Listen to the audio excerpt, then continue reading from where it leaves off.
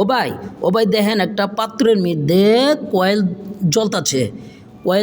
আমি নামাজ শেষ করে মসজিদে বসারে ভাই, আমি একটু খেয়াল করলাম মাথাটা পড়ে আছিল, এই পাত্রে মাথাটা পড়ে আছিল, তোমার ডাইকা আমি দেখাইতেছি, আপনাকে বোঝানোর চেষ্টা করতেছি।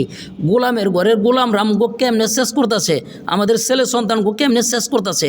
সর্বনাশ সর্বনাশ, ওরে বাবা রে বাবা, এইটা কী রে ভাই, একেবারে পিচ আলকাতরার মতন দেখা যেতেছে। সর্বনাশ, গোলামের ঘরের গোলামরা কি বিষাক্ত রাসায়নিক পদার্থ দিয়ে কয়েল তৈরি করে দেখছেন।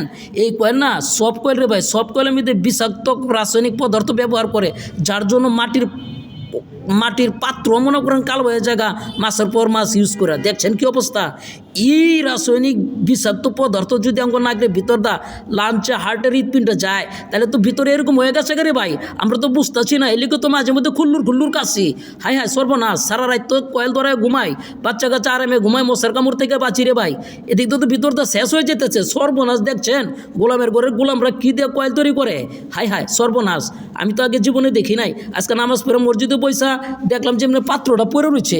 ওমা, দেখি কি এটা আলকাতরা না, এটাতে দেখি একটা বিষাক্ত রাসায়নিক পদার্থ। হাই সর্বনাশ, এই বিষাক্ত রাসায়নিক পদার্থ সারা রাত জ্বালায় ঘুমাই থাকে, বাচ্চা কাচ্চা নাকদা যায়, আমাদের নাকদা যায়। সর্বনাশ, তাহলে তো ভিতরে আমাদেরও এরকম হয়ে গেছে রে ভাই। সালার করছে কি, গোলামের ঘরে গোলামরা ভালো জিনিস দেখি কয়েল তৈরি করতে পারে নাকি। হাই সর্বনাশ, গেছে জীবন গেছে ভাই। আমি তো দেহের টাস্কি লেগে গেছি রে ভাই, আমি সতর্ক হয়ে গেলাম ভাই। আর জীবনও ভাই কয়েল ধরামো না, মশার খামু ভাই, ডেঙ্গু হোক ভাই, আমি মশার কামড় খামু ভাই। এই আসলে একদম সত্য ঘটনা রে ভাই, সত্য ঘটনা।